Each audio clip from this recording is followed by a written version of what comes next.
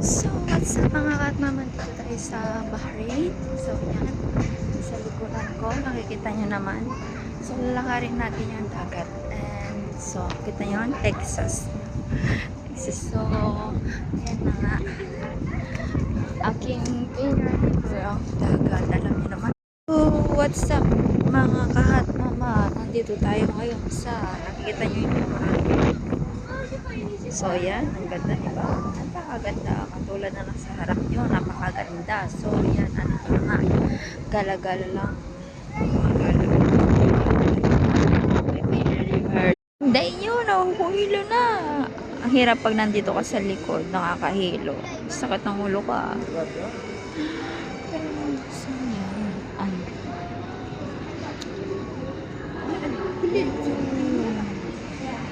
Kita nyo ba yung nakikita ko?